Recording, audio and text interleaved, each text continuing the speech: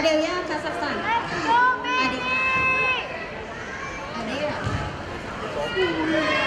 Adela, Kazakhstan.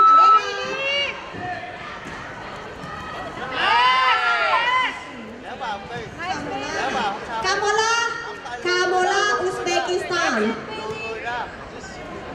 Keep trying to stack her, bring your legs to the side, that's it. Careful.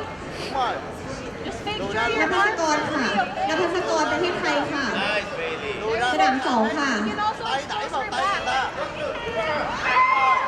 Lùi ra từ từ bình tĩnh. Yes, keep bringing to the side. Kéo tay người ta vào. That's it. Use your chest. That's it. Lùi người ra cây cây. Quay lên, quay lên, quay lên. Cây quay Head lên. inside. Head inside. Okay, that's it. Ấp người lại rồi, người Great ra. work, Bailey. Great work. Đi ơi. Now Người lên, ấp stabilize. người lên, ấp người lên con. And then you're Ấp gonna người move lên, ấp forward, người do lên. some curry action, okay? Giữ sức There nè. you go. Rồi, lót gối vào, đúng rồi. You can also work Gối with vào the đã, shoulder gối head, vào đã. Bailey. Lót gối vào. Or you can also Đẹp swing chưa? it back. Whichever she gives you, Rồi, cây Bailey, you cây, can lót also gối swing vào, it kẹp back. chân người ta lại kia ơi. You don't have to rush, okay? You're moving, you're Bình good, tĩnh, you're good. kẹp chân người ta lại, mình còn Now you một have phút to rồi. work your progression, Bailey. Think of how you're gonna progress. Bailey, their Quay lên, timing is ôm chân perfect. luôn, cây Now ôm swing chân. to the back, Bailey. Cây ôm chân, kẹp lại. Or half hand snatch, Bailey. Kẹp lại, cây.